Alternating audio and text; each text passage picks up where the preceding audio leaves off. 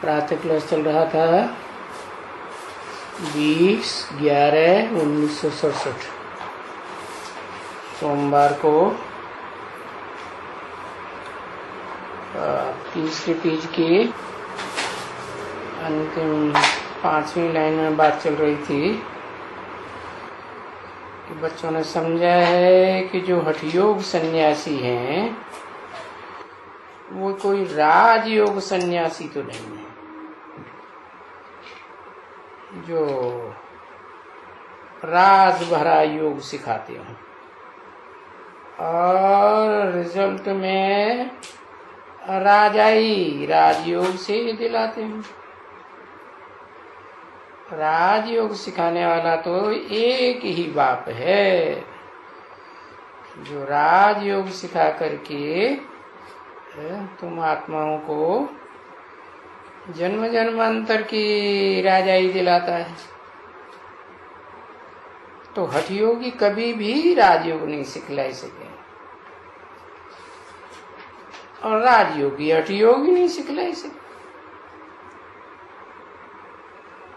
क्योंकि पौड़ी नीचे कैसे ले जाएंगे तो इनकी सिखाएनी बिल्कुल अलग है। परंतु पत्थर बुद्धि होने के कारण, तमो प्रधान होने के कारण वो कुछ बुद्धि से समझते ही नहीं है कि तमो प्रधान को तुच्छ बुद्धि, पत्थर बुद्धि कहा जाता है। समझा ना? और ये किसने कहा है?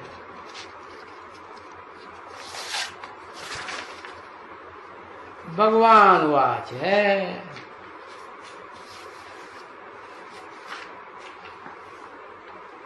20/11/1967 की प्रातः क्लास का चौथा पेज।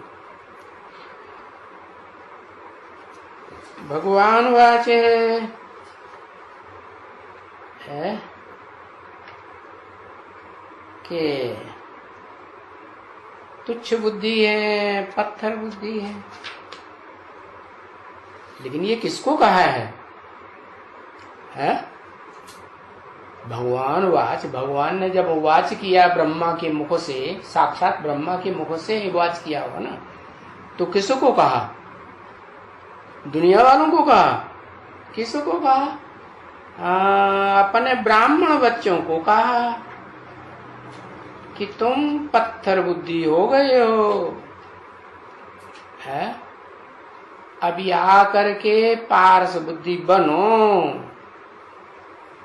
कहाँ करके है? अभी तक तुम पत्थर बुद्धि 1967 तक बताया है। अभी कहाँ आकर के पारस बुद्धि बनो है?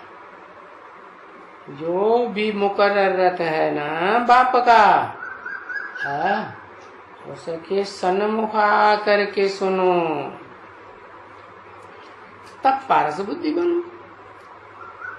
क्योंकि दुनिया में ये जो भी मनुष्य मात्र हैं, इस सारी दुनिया में वो सभी पत्थर बुद्धि हैं,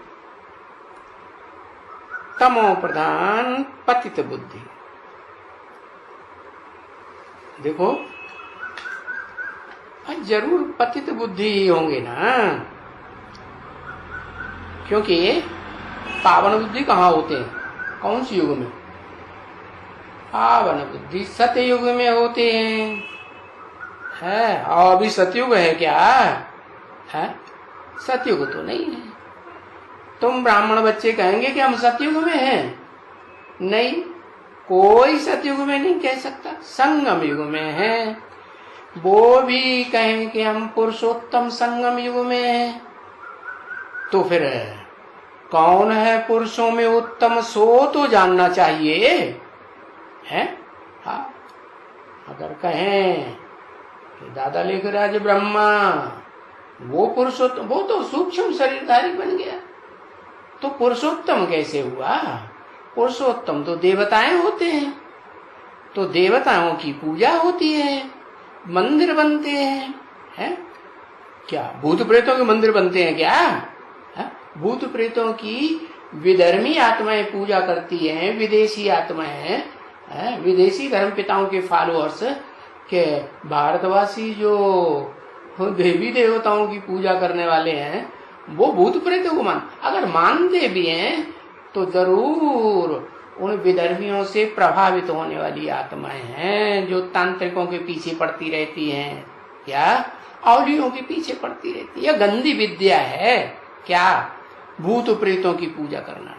नहीं तो देखो उस गीता में भी बताया, शास्त्रीय गीता में भी बता दिया, मेरे फॉलोअर्स, मेरे उपासना करने वाले मेरे से प्राप्ति करते हैं, देवताओं की उपासना करने वाले देवताओं से प्राप्ति करते हैं, और भूत प्रेतों की उपासना करने वाले भूत प्रेतों से प्राप्ति करते हैं। तो जो भूत प्रेतों की उपासना करेंगे तो क्या बनेंगे? भूत प्रेत बनेंगे। हाँ, देवी देवता तो बन न सके। तो बताया सब कहेंगे इस दुनिया में कि अभी क्या है? पत्थर बुद्धि है, तुच्छ बुद्धि, पतित बुद्धि। क्योंकि अभी सतयुग थोड़ा ही आ गया है। यहाँ कलयुग में तो सब पतित बुद्धि होते हैं। चाहे वो अपन को कहें कि हम ब्रह्मा की औलाद हैं, ब्राह्मण बन गए, लेकिन कौन से ब्रह्मा की औलाद है? क्या कहेंगे? अधोमुखी ब्रह्मा की औलाद है या ऊर्ध्वमुखी ब्रह्मा की औलाद है? हाँ, ऊंच ते ऊंच ब्रह्मा जिसे परम ब्रह्म कहा जाता है, उसकी औलाद है? नहीं, पहचानते ही नहीं है तो औलाद कहां से हो गए? तो तुम यहां कभी भी किसी को पावन आत्मा कभी नहीं कह सकते हो। क्या कहा? तुम बच्चे भी क्या किसी को पावन आत्मा कह सकते हो? किसी को नहीं कह सकते। सब पतित बुद्धि। जरूर तुम पतित आत्मा ही कहेंगे, क्योंकि पावन आत्मा के लिए तो पुकारते हैं ना। क्या पुकारते हैं? हे पतित पावन आओ। एकदम 100% पावन आत्मा बनती है ना, है? पहले पतित थी, पुरुषार्थ करके फिर क्या बनती? पावन बनती। जब पावन बनती तो सतयुग हुआ उसके लिए कि कलयुग हुआ? सतयुग हुआ। तो वो एक ही शरीर है जो पतित भी कहें और पावन भी कहें, श्याम भी कहें और सुंदर भी कहें। ऐसे थोड़े ही जैसे तुम ब्राह्मण बच्चों ने पहले समझ लिया था, या कोई ब्राह्मण अभी भी समझते हैं कि दादा लेख राज ब्रह्मा ऐसे जन्म में पतित और सतयुग में नया शरीर लेंगे तो पावन बन जाएंगे। ऐसे दो शरीरों का नाम है श्याम सुंदर? नहीं, एक ही शरीरधारी का नाम है जो पुरुषार्थी जीवन में पतित और पुरुषार्थ संपन्न होता है तो क्या बन जाता? पावन बन जाता है। जब बन जाता है तब तुम प्रैक्टिकल में पुकारते हो, हे पतित पावन आओ, आओ आओ कह करके शूटिंग करते हो या नहीं करते हो? रिहर्सल करते हो, आओ अब हमसे नहीं रहा जाता, आ जाओ। क्या बुलाते हो या नहीं बुलाते हो? या 2500 साल की तरह बुलाते रहते हो? आता है ही नहीं। नहीं, बुलाते भी हो और प्रैक्टिकल में होता है तो आता भी है। अरे इस दुनिया में होगा तभी तो आएगा ना।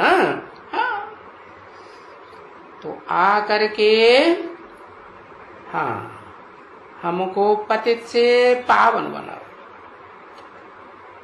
आ करके अपने संग का रंग लगाओ। कैसे? चाहे मुख से लगाओ, चाहे कानों से, चाहे आंख से, ज्ञान इंद्रियों से।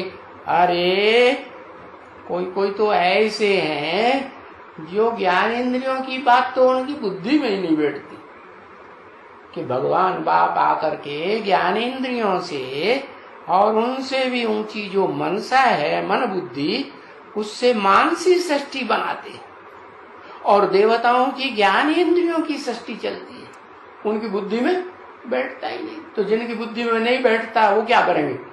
हाँ हाँ क्या करेंगे? हाँ तो बताया कैसे भी करके हमको पतित से पावन बनाओ। तो पर जब बाप आकर के ब्राह्मणों को बनाएंगे तभी तो पावन होंगे। कि जैसे 2500 साल कलयुग में आते हैं नहीं, बुलाते रहते हैं, तो पावन हो जाते हैं? नहीं हो जाते। हाँ तो आवेंगे और आ करके प्रैक्टिकल में संग के रंग से पावन बनावेंगे। हाँ पतित कैसे बने? हाँ? कैसे बने देवताएं पतित? आधा कल्प तो पावन थे सतयुग त्रेता में। फिर द्वैतवादी द्वापर युग में जहाँ दो दो धर्म, दो दो राज्य, दो दो मत, दो दो कुल, दो दो भाषाएं, अब द्वैतवाद 2 से 4, 4 से 8 होने लगा। तो पतित कैसे बने? अनेकों के संग के रंग में आने से पतित बने। हाँ और अनेक भी कैसे? स्वधर्मी या विधर्मी, आत्मा के धर्म को मानने वाले या देह के धर्म को मानने वाले। देह धर्म, विधर्म, विधर्मी भी और विदेशी भी। कि भारतवासी हाँ अपना धर्म कहाँ स्थापन करते हैं? विदेशों में कि भारत में? विदेशों में। हाँ तो विदेशी भी हैं, विधर्मी भी हैं, और वो तो पावन बना ही नहीं सकते। और ही क्या बनावेंगे?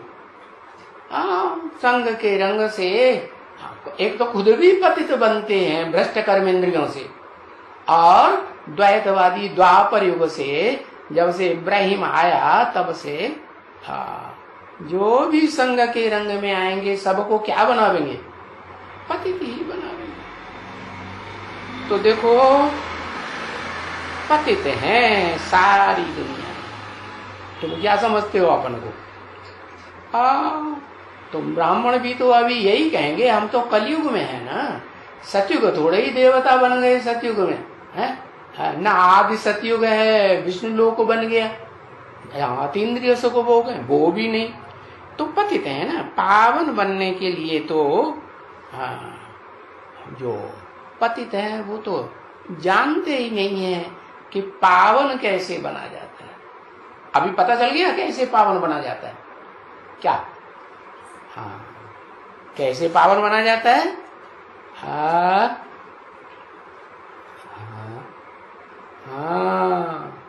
ऊंच ते ऊंच एक के नहीं तो तुम कोई को भी एक को पकड़ लो, गधा उल्लू पाजी को, तो पावन बन जाएंगे। एक की बात नहीं है, ऊंच ते ऊंच जो इस दुनिया में ऊंच ते ऊंच भगवंत कहा जाता है ना। ऊंच ते ऊंच जो भगवान है उसको पहचान करके, जान करके, मान करके फिर पावन बन सकते हो। पावन बनने के लिए तो कोई जानते ही नहीं है वो है कौन और कहाँ है। कोई जानते हैं? अरे इस कलयुगी दुनिया में कोई जानते हैं? कोई नहीं जानते कि वो पुरुषोत्तम जो पुरुष ने आत्माओं को संग के रंग से एक ही पुरुषोत्तम सारे संसार को नंबरवार उत्तम बनाता है। नंबरवार प्रत्यक्ष होंगे ना संसार में, तो उत्तम बनेंगे। तो ये कहते हैं मुख से बुद्धि से, हे पतित पावन आओ, परंतु फिर भी है भक्ति मार्ग में क्या बुद्धि कभी एक के पीछे भागती है, कभी बुद्धि दूसरे के पीछे भागती है। तो भक्ति मार्ग हुआ या ज्ञान मार्ग हुआ?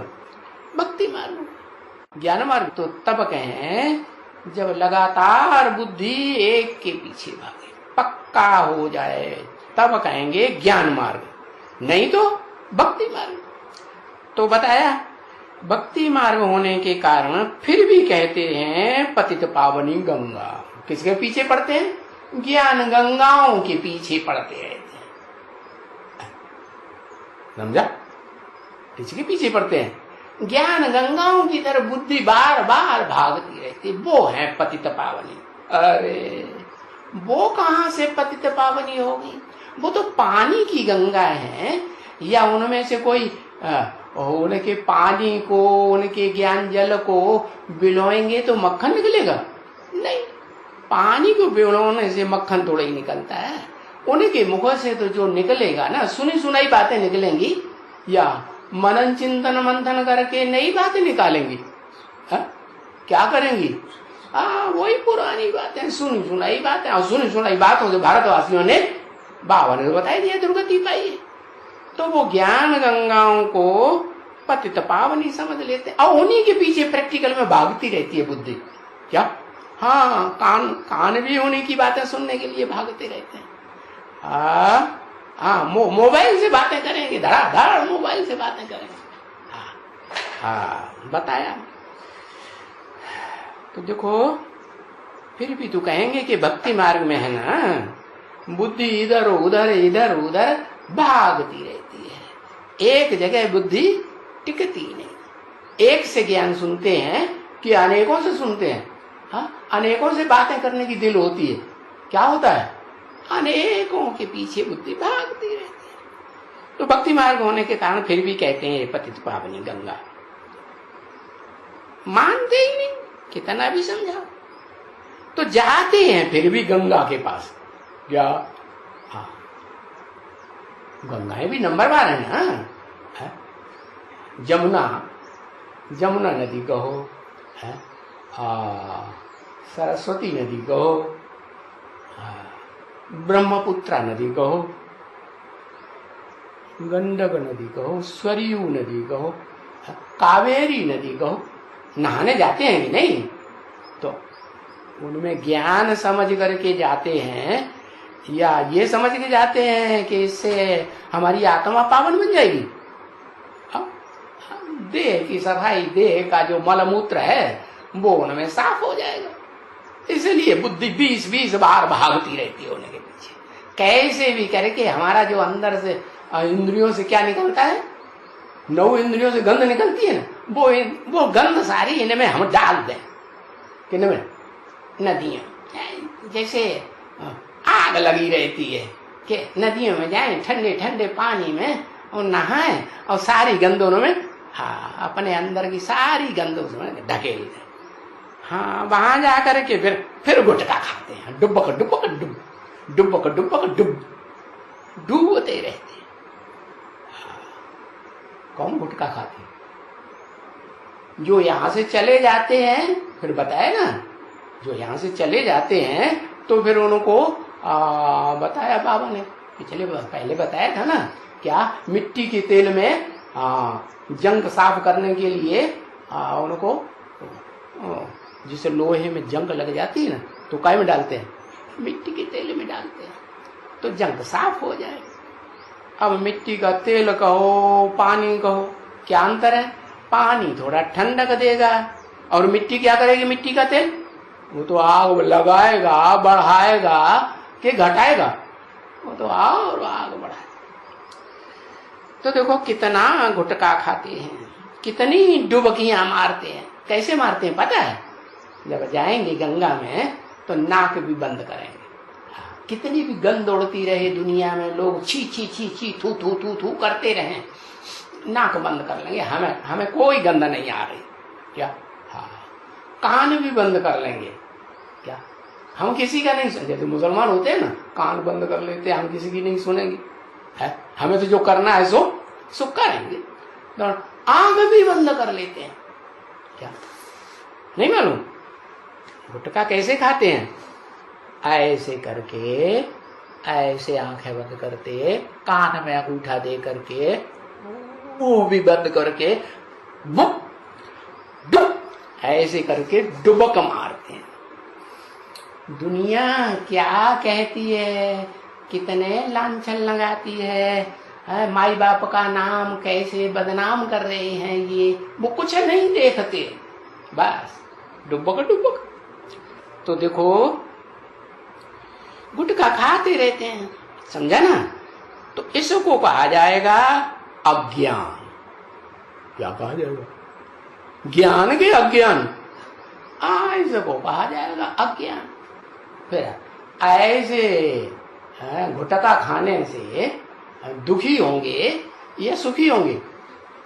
दुख बढ़ता ही जाता है, क्योंकि ज्ञान से सुख होता है। अब ज्ञान तो है नहीं, क्यों? ज्ञान कहां से आता है? अरे ज्ञान तो एक से आता है, कोई को भी पकड़ लो, एक से ज्ञान आ जाएगा। अरे ऊंचते ऊंच जो है भगवंत कहा जाता है, हेवनली गॉड फादर, जो हेवन बनाने का रास्ता बताते हैं, उसको पहचान करके, जान करके, मान करके, जैसे चलाए, जैसे डायरेक्शन दे, वैसे चल करके और ज्ञान धारण करेंगे तो क्या होगा? सुखी होंगे। एक से सुख मिलता है और बाकी सबसे कोई गारंटी नहीं कि हमेशा सुख ही मिले। भले वो आकर के एक को आप समान बनाता है 100%, फिर भी क्या गारंटी है कि 84 जन्म लगातार वो सुख ही देगा? है? हाँ, अंतिम जन्म में जाकर के वो भी सारी दुनिया के लिए दुखदाई बन जाता है। 21 जन्म के आधार पर सुख देता है, लेकिन पूछा ये कि 21 जन्म के आधार पर सुख लेने वालों में से कोई ऐसी आत्मा है जो उससे लगातार सुख ही ले, पूरे कल्प में कभी दुख न ले? ऐसी कोई आत्मा है? लास्ट में कौन आत्मा है? कौन है आत्मा ऐसी जो सुख लेती है, दुख लेती ही नहीं? हाँ बताओ बताओ। अरे किससे लेती है सुख? किससे है? सुख देह और देह की इंद्रियों के बगैर लिया जा सकता है? लिया ही नहीं जा सकता। वो कान से सुनती है शिव बाप की बात, दादा लेखराज ब्रह्मा के द्वारा, कि तुम ज्योति बिंदु आत्मा, उनके द्वारा डायरेक्ट सुनती भी नहीं। सुनाता कौन है? अरे ब्रह्मा कुमारी फर्स्ट क्लास सुनाती है, ब्रह्मा की औलाद, कि ब्रह्मा डायरेक्ट सुनाते हैं? कौन सुनाता है? हाँ, ऊपर वाला सुनाता है। कैसे सुनाएगा वो? उसको तो मुख ही नहीं है।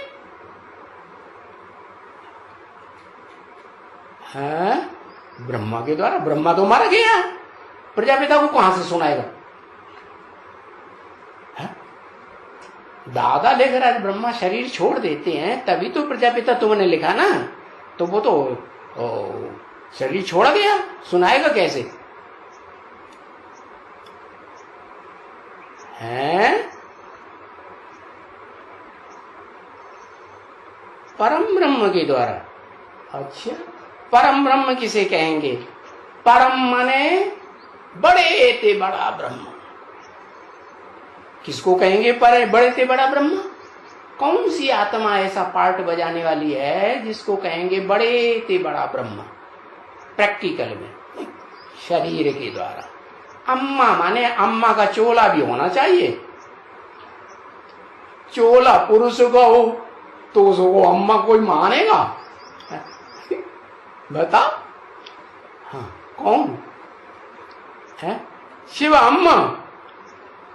अरे शिव आत्माओं का बाप है, तो वो आत्मा पुरुष है कि स्त्री है? पुरुषों का बाप है, तो वो अम्मा कहां से हो गया? बुद्धि भ्रष्ट हो गई। अरे परम ब्रह्म का पार्ट प्रैक्टिकल में शरीर के द्वारा किसका हुआ? फिर वही प्रजापिता।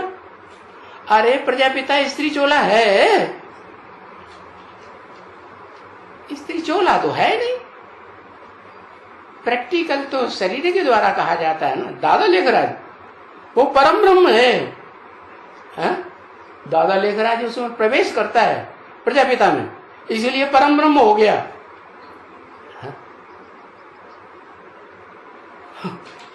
भूत प्रेत प्रवेश कर जाए सूक्ष्म शरीरधारी तो वो परम ब्रह्म हो जाता। तो गुलजार दादी हो गई परम ब्रह्म।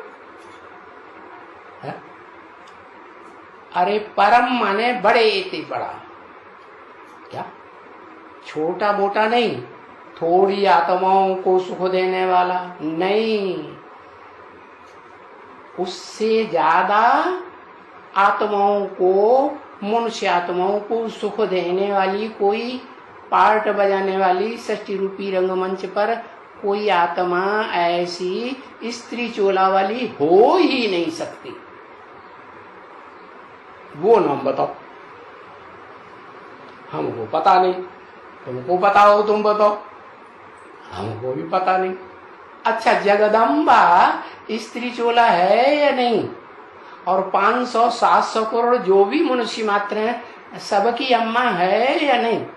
हा? और सबको सुखदाई होती है या नहीं होती है? सबको सुखदाई भी होती है। तो जब सबको सुखदाई होगा तो सबको दुखदाई भी होता है। जो सुख देगा सो दुख नहीं देगा। देहधारी क्या करेंगे? देहधारी जो हैं सुखदाई होंगे तो दुखदाई भी होंगे। वो तो हिसाब किताब उनका चलता ही रहता है देहधारियों का। क्या किसी ने दुख दिया तो बदले में कभी अगले जन्म में सुख देना पड़ेगा ना। किसी ने सुख दिया तो अगले जन्म में, हाँ, तो ये हिसाब किताब है देहधारियों का। तो जो जगत की अम्बा है, जगत पिता के साथ वाली, वो परम ब्रह्म हुई कि नहीं, कि उससे भी ज्यादा कोई अम्मा बड़ी हुई? अम्मा ज्यादा प्यार देती है कि कोई दूसरा संबंध ज्यादा प्यार देता है? हाँ, प्यार देती है। वैसे भी देखो, बाबा ने तो पहले ही बता दिया मुरली में। क्या बता दिया? प्रजापिता से वर्षा मिलता है जगदम्बा को, और जगदम्बा से सब बच्चों को नंबरवार वर्षा मिलता है। तो वर्षे की खुशी होती है कि नहीं? तो बताया कोई को ज्ञान तो है ही नहीं कि हम किसके बच्चे हैं। अरे माता पिता का पता तो होना चाहिए ना। ऊंचे ऊंची षष्ठी रूपी रंगमंच पर प्रैक्टिकल पार्ट बजाने वाला पुरुष तन से पिता कौन, और प्रैक्टिकल पार्ट बजाने वाला स्त्री तन से माता कौन? नहीं पता होना चाहिए। पता होगा तभी तो मानेंगे, और मानेंगे तो जानेंगे, जानेंगे तो वर्षा लेंगे। जानेंगे ही नहीं, पहचानेंगे नहीं तो वर्षा कहां से लेंगे? अरे नारी से भाई कहते हैं जरासंध बना दो, चीर फाड़ के आधा आधा कर दो। भीमसेन ने जैसे जरासंध को दोनों टांगे फाड़ के आधा आधा कर दिया था ना। अरे भाई ये सब प्रैक्टिकल बातें नहीं है क्या? ये तो कवियों की समझाने की भाषा है क्या? अर्धनारीश्वर, आधा तन स्त्री का, आधा तन पुरुष का। मना ये विष्णु रूप में पार्ट बजाने की बात है क्या? कि दो आत्माएं मिलकर के स्वभाव संस्कार से एक ही जैसा पार्ट बजाती हैं, तो उनको कहा जाता है अर्धनारीश्वर। बाकी ऐसे नहीं है कोई फेविकोल से आधे आधे शरीर जोड़ दिए जाते हैं, ऐसे होता है क्या? नहीं। तो बताया ये सब अज्ञान की बातें बुद्धि में भरी हुई हैं। ज्ञान का सूरज चमके तो फिर बाप को याद करें, है? अब ज्ञान का सूरज तो चमकता ही नहीं, वो तो घोर 12 बजे रात के अंधेरे में है। चमक है, दिखाई पड़ती है? अरे एक किरण भी नहीं दिखाई पड़ती। प्रकाश की कोई किरण दिखाई पड़ती? नहीं भी दिखाई पड़ती। तो चमकता तो है ही नहीं, तो फिर बाप को कैसे याद करेंगे? देखेंगे, जानेंगे, है? कुछ 2 शब्द कानों से सुनेंगे, तब ही तो कहेंगे कि हाँ जाना पहचाना। बताया क्या बताया? जब बाप प्रत्यक्ष होगा तो जो आंखों से देखे, जो इन कानों से सुने, तो कहेंगे बाप आ गया। हाँ, तो बाप को तो याद कर ही नहीं सकते जब तक ज्ञान सूर्य चमके नहीं, है? और पतित पावनी, हाँ, और ये जो जाते हैं वो गंगा के ऊपर जाते हैं। यही बिल्कुल सिद्ध होता है, बिल्कुल, कि गंगा पतित पावनी थोड़े ही है, उसमें कहां से ज्ञान की चमक आ जाएगी? पानी में कोई चमक आती है क्या? रोशनी आती है ना? आती है? नहीं आती। वो तो सागर है। क्या? सागर में जब बड़वा नल होता है, सागर के नीचे जमीन होती है कि नहीं? और जमीन के नीचे से भूकंप होता है ना धरणी में, तो वो ज्वालामुखी फूट पड़ता है। तो पृथ्वी के एकदम बीच में लावा ही भरा हुआ, आग भरी हुई है। अरे जन्म जन्मांतर दुख भोगा है ना बच्चों के द्वारा, हाँ, तो आग भरी हुई हो कि नहीं कि ये बच्चे हमको ही दुख देते हैं, हम इनको इतना प्यार करते हैं तो भी हमें दुख दे, तो आग भरी हुई है कि नहीं?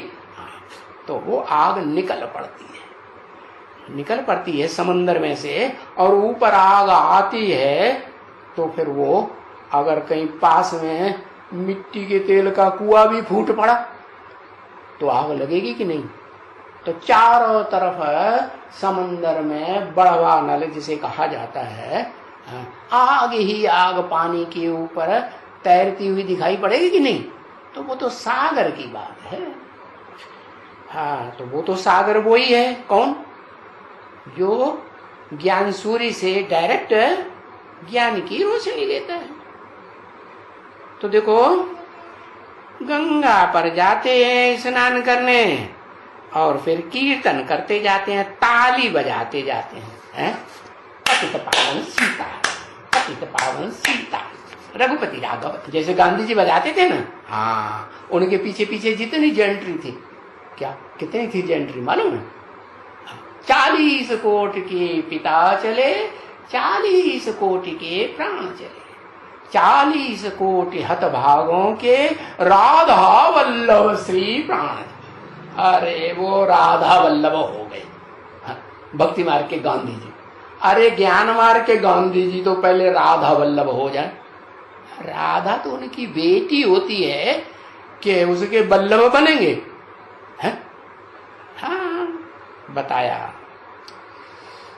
कि एकदम पत्थर बुद्धि बन जाते हैं, ताली बजाते जाते हैं और गीत गाते जाते हैं, कीर्तन करते जाते हैं। कोई गंगा यमुना को तो नहीं कहते हैं ना पतित पावनी, किसको कहते हैं? सीताराम को कहते हैं ना। हाँ, तो जरूर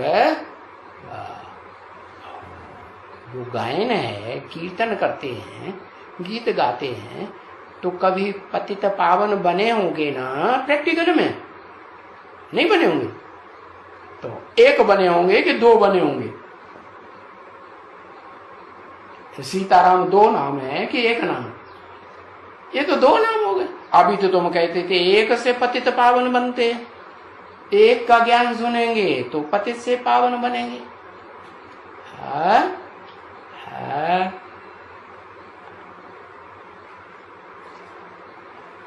अरे प्रैक्टिकल में एक चाहिए, ये नहीं एक बिंदी है, एक मुकर्रर रथ है और पुरुष चोला है।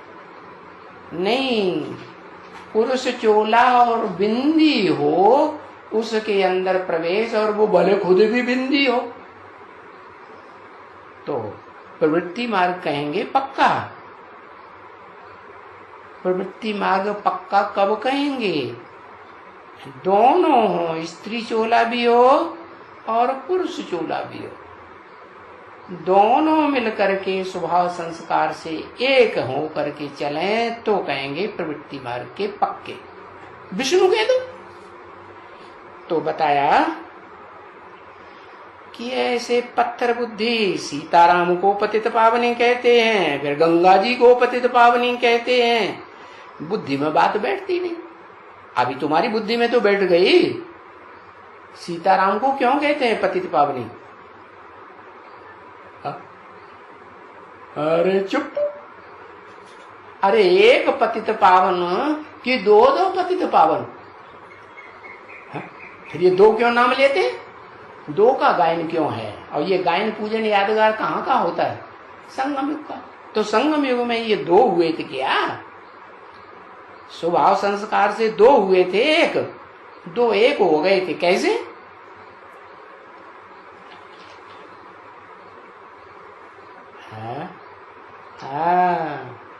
कि प्रजापिता से जब तक वो माता न मिले जो जन्म जन्मांतर उस एक बाप के साथ ही रहने वाली है, अगर नहीं भी रहती है तो सन्यासी बन के रहती है।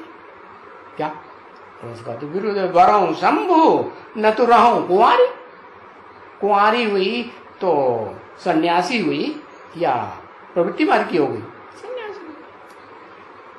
तो बताया कि वो एक है ऐसी आत्मस्वरूप धारण करने वाली जो आत्मिक स्थिति में रहती है, वो है परा प्रकृति है, और दूसरी है अपरा प्रकृति।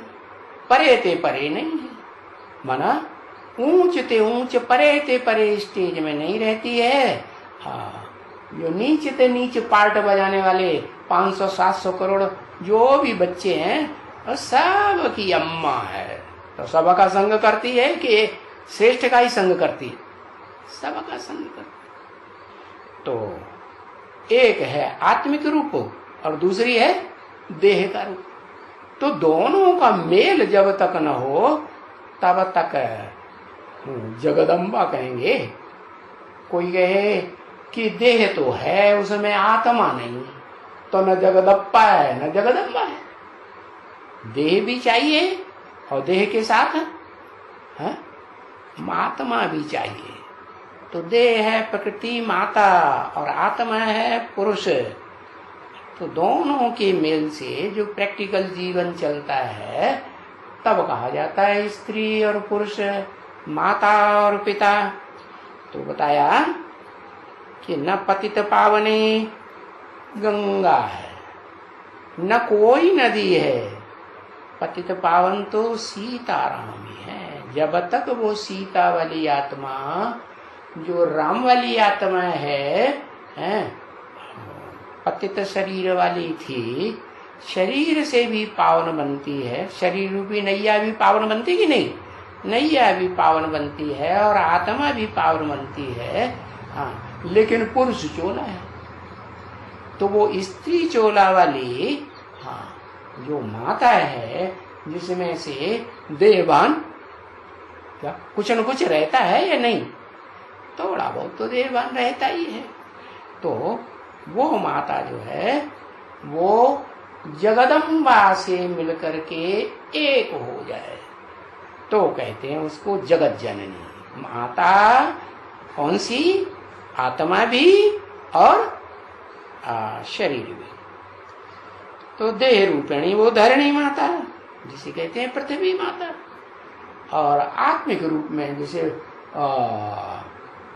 महाभारत में क्या नाम दिया है? कुंती। क्या कुंती का अर्थ क्या है? कुंत, कुंत कहते हैं जो देहवान को फाड़ के रख दे, उसको कहते हैं कुंत। हाँ, देहम धारयते, तो उसको कहते हैं कुंत। और वो स्त्री चोले में है तो वही कुंती। कैसा पार्ट बजाया महाभारत में, कैसा दिखाते हैं। द्रौपदी के रूप में पार्ट बजाया कि भाई हमें तो साथ ही रहना है देहधारियों के। और कुंती ने कैसा पार्ट बजाया, अरे भले अपने पेट से पैदा हुए बच्चे हैं, उनको पालना भी दी है जिंदगी में, प्यार भी बहुत दिया है, लेकिन फिर भी अपने कुल की कहानी बचानी है।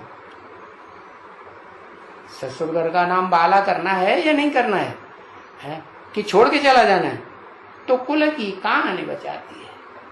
तब तक कुल में रहती है जब तक दोनों कुल, पांडव कुल और कौरव कुल, दोनों मिलकर के एक न हो जाए। अच्छी भावना हुई या बुरी भावना हुई, अच्छी भावना। तो देखो समझते नहीं हैं कि पतित पावन सीताराम क्यों कहा जाता है। माने सीताएं भी दो हो गई। रामायण में क्या दिखाते हैं, सीता को जब रावण ले गया तो मेटल की सीता को ले गया या असली सीता को ले गया है। सोना मेटल की सीता बनाए के रख दी मूर्ति और उसमें प्राण फूंक दिए, उसको रावण ले गया मेटल की सीता। और जो असली सीता थी उसको कहा तुम पावक में करो निवासा, जब लग करो निशाचर नासा। जब तक मैं इन निशाचरों का, राक्षसों का, दैत्यों का दुनिया से नाश कर दूं, तब तक तुम पावक में, अग्नि में, योगाग्नि में, ज्ञान अग्नि में निवास करो। तो देखो समझते नहीं है कि वो सीता कौन सी है। वो सीता देह रूपिणी भी है और आत्म रूपिणी भी है, दोनों का मेल है प्रैक्टिकल। तब वो जगत जननी कही जाती है। सीता ने स्तुति की ना रामायण में, क्या जग जननी जय जय उमा, जग जननी जय जय। अब उमा तो पार्वती को कहा जाता है, तो पार्वती जग जननी हुई या जगदम्बा पृथ्वी जग जननी हुई, कौन हुई, दोनों। हाँ, जग जननी जो है वो जगदम्बा नहीं हो सकती जब तक उसमें देहभान खलास न हो, देह अहंकार खलास हो और आत्मिक स्थिति में आए, तभी क्या कहेंगे असली जग जन। क्योंकि पृथ्वी जो पृथिव्याति चौड़ी बनती है, पहले तो छोटी सी कन्या होती है ना। भारत क्या था, कन्या का रूप थी या पृथ्वी के समान चौड़ी होती गई, क्या थी। भारत तो छोटा था ना, कन्या जैसी थी ना, हाँ पवित्र थी। तो वो तो जन्म जन्मांतर की पवित्र है, एक के सिवाय और किसी दूसरे का संग ही नहीं। वो तो द्वापर कलयुग की ये भांति है कि पतित तो सब होते हैं, लेकिन एक से पतित होना, हाँ ये तो कायदा है किस दुनिया का, द्वापर और कलयुगी नार की दुनिया का कायदा है ना। तो कायदे कानून के अनुसार हुआ या बेकायदे हुआ, कायदे कानून के। तो बताया कि वो पृथ्वी माता जो बहुत विस्तार पाती है, ढेर के ढेर 7 महाद्वीप बन जाते हैं बड़े बड़े, जिनमें विधर्मियों की पालना करने के निमित्त बन जाती है।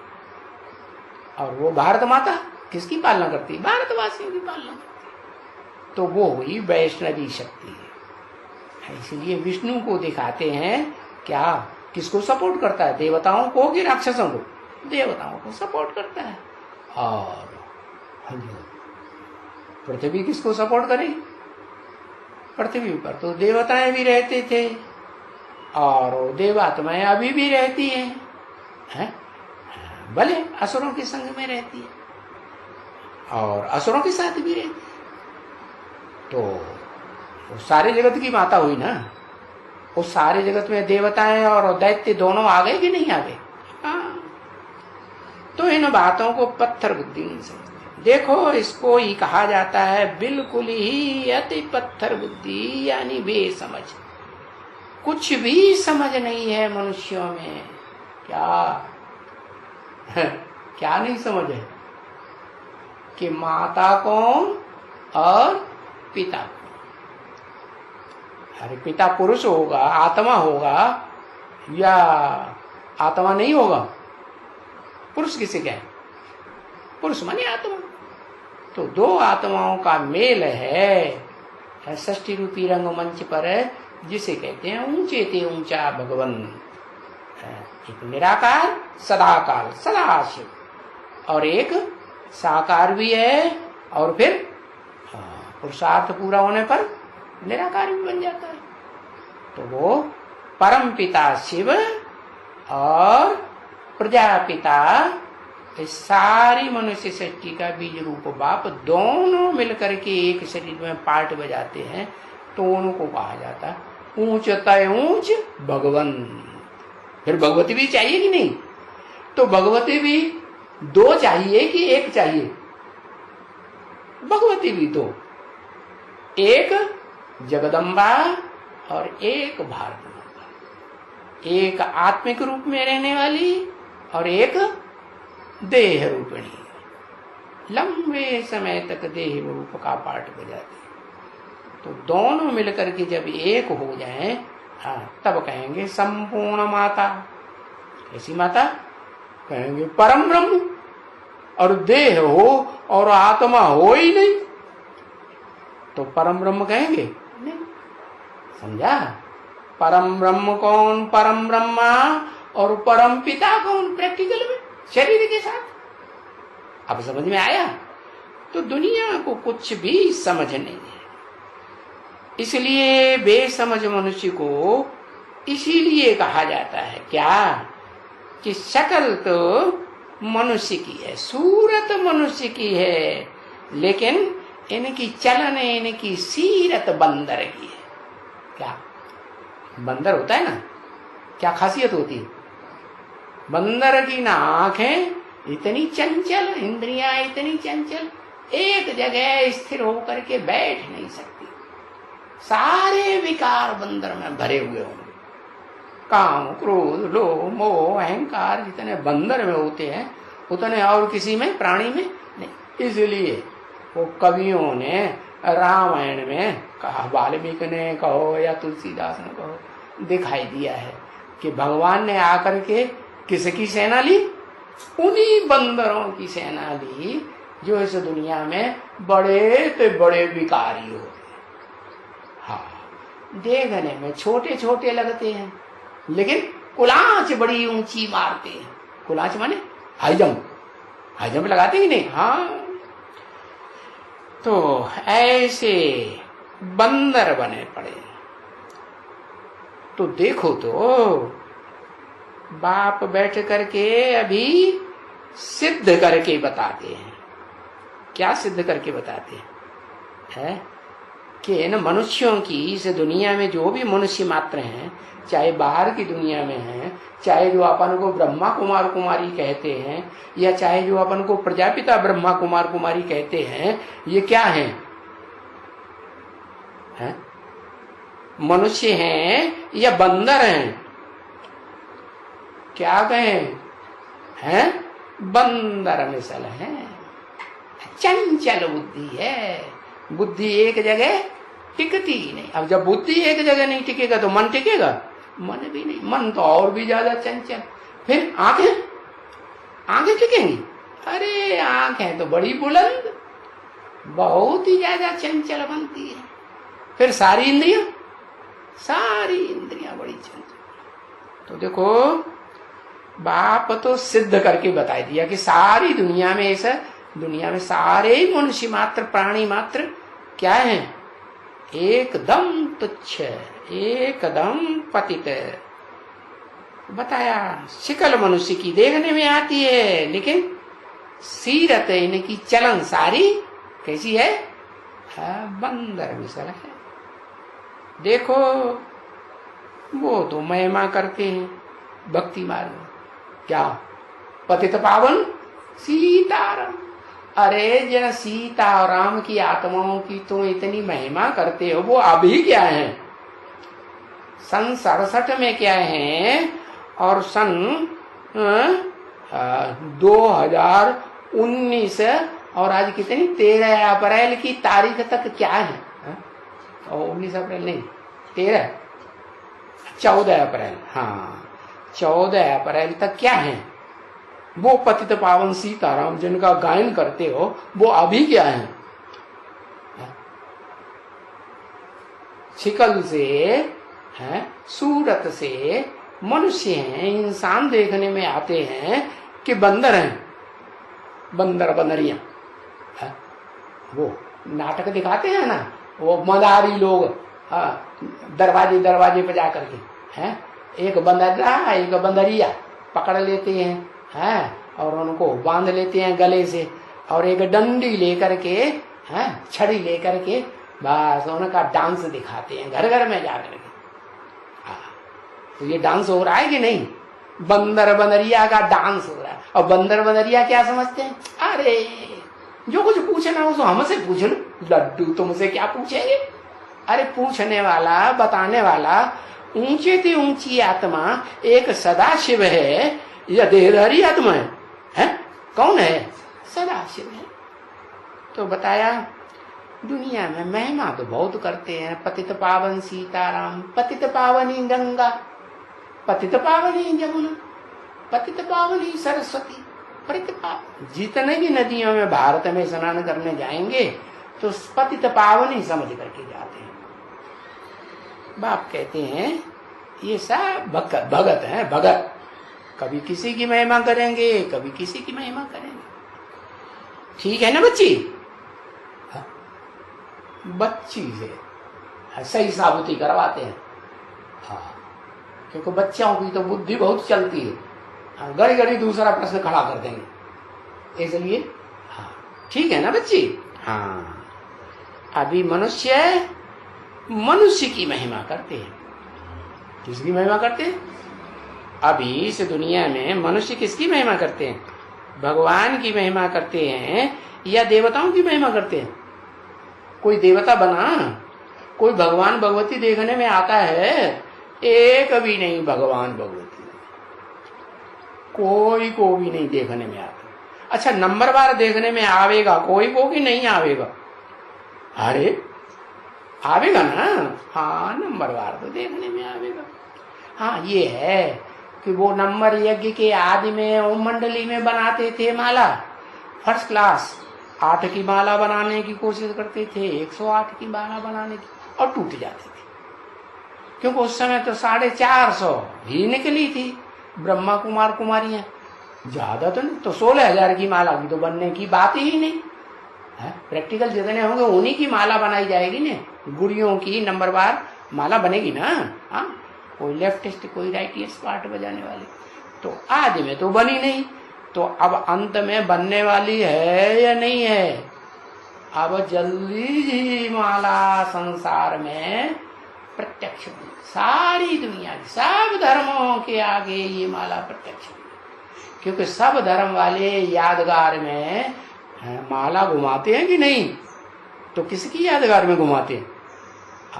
वही श्रेष्ठ आत्माएं नंबरवार निकलती हैं जो उस एक बाप को पहचानती है। कौन एक बाप? जो निराकारी भी है, निर्विकारी भी है, और फिर साकार शरीर में प्रवेश करके उसको साकारी को भी निराकारी बना देता है। क्या शरीर भी निराकारी स्टेज वाला बन जाता है या साकारी रहता है? निराकारी, लाइट का गोला हो जाता है। तो बताया उस स्वरूप को पहचानना वो है महिमा की बात। तो नंबरवार पहचानेंगे ना, अब नंबर प्रत्यक्ष होने वाले हैं बहुत जल्दी। बताए भी दिया कितना टाइम रह गया है, कितना टाइम रह गया। बता दिया, खोल खोल के बता दिया। 20 साल तो हैं ही नहीं, अब तो सिर्फ 10 साल हैं। 10 साल में वो निराकारी स्टेज धारण करने वाले जो रुद्राक्ष के मणके हैं, रुद्र की आंखें, अक्ष माने आंखें, वो रुद्र की आंखें, क्योंकि रुद्र तो शिव का नाम है ना वास्तव में, तो शिव को अपनी आंखें तो है नहीं, तो कोई साकार में मनुष्य होंगे ना जिनकी आंखों से वो देखता है, देखता है कि नहीं। ये फर्स्ट क्लास बैठा है, ये फर्स्ट क्लास देवी देवता बनने वाला है, ये फर्स्ट क्लास राक्षस है, देखने में आता है कि नहीं उन आंखों को। और वो आंखें देखती हैं और वो निराकारी बाप को बताती हैं, बाबा ऐसे ऐसे है क्या। बाबा कहते हैं आज तुम हमें लगातार मेरे सामने बैठ के नहीं बता सकोगे कि 1 घंटे तुम लगातार निराकारी स्टेज में बैठ जाओ। मैं आत्मा ज्योति बिंदु हूँ, मुझे ज्योति बिंदु सदाशिव के सामने बैठ जाओ। बीच बीच में थोड़ा थोड़ा बताते रहते हैं, आत्मा की स्थिति में रहेंगे। तो बताया कि दुनिया में तो मनुष्य मनुष्य की महिमा करते हैं, कोई देवताओं की महिमा करते हैं क्या। देवताओं को जानते ही नहीं। भगवान भगवती की महिमा करते हैं, जानते ही नहीं कि भगवान कैसे आकर के भगवान भगवती बनाते हैं। और जो भगवान ऊंचते ऊंच एक ही है, क्योंकि एक ही भगवान कहा जाता है। भगवान कभी डबल नहीं होता है, वो तो टाइटल दे देते हैं। भगवान के साथ भगवती, मनुष्यों को टाइटल दिया जाता है। तो न कोई भगवान है इस सृष्टि पर, न कोई देवता है। अगर महिमा करते हैं तो किसकी महिमा करते हैं। मनुष्य, मनुष्य की महिमा, भले वो मनुष्य सीरत से बंदर जैसे बने पड़े। तो भी बताया, तो मनुष्यों में, देवताओं में, भगवान भगवती में और असली भगवान में, जो एक ही भगवान गॉड इज वन कहा जाता है, उनमें फर्क तो होगा ना। फर्क नहीं होगा। फर्क तो होता ही है, जरूर फर्क होंगे। तो देखो वो पूज्य देवता है, 16 कला संपूर्ण बनने वाले हो, कलातीत विष्णु कुल के हों, भगवान भगवती बनने वाले हों, संसार भगवान भगवती के रूप में, शंकर पार्वती के रूप में प्रत्यक्ष होंगे या नहीं होंगे। दूसरे धर्म के वाले भी जानेंगे ये हैं आदम और हवा, एडम और ईव, तो जानेंगे। तो वो देखो फर्क तो हो गया ना मनुष्यों में, देवताओं में, भगवान भगवती में और असली भगवान।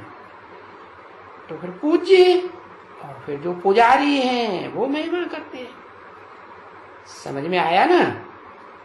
ये जो तालियां बजा बजा के कीर्तन करते हैं, महिमा करते हैं, गीत गाते हैं, वो कौन है। भगत हैं कि ज्ञानी है।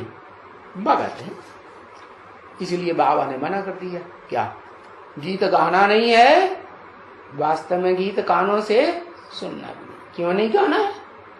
अरे बाबा ने तो बताया था मुरली में, कभी अवस्था खराब हो तो क्या करो, अच्छे अच्छे गीत निकालो और बजाओ, तो सुन करके तबीयत प्रसन्न हो जाएगी। अरे वो समय चला गया कि अभी चालू है। अरे तो अभी तो सामने विनाश खड़ा हुआ है। क्या अभी ताबड़तोड़ शुरू हुआ कि हुआ। हिंदुस्तान पाकिस्तान की लड़ाई कभी भी शुरू हो सकती है कि नहीं। शुरू होगी ना।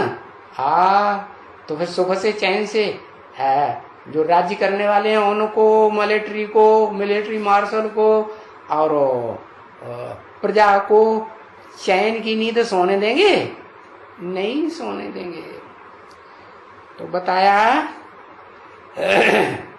कि अभी सारी दुनिया भगत है, कोई भी पक्का ज्ञानी नहीं। पक्का ज्ञानी बताया, मालूम हुआ किसको कहा जाता है। पक्का ज्ञानी उसे कहा जाता है जो सब कुछ जानता हो।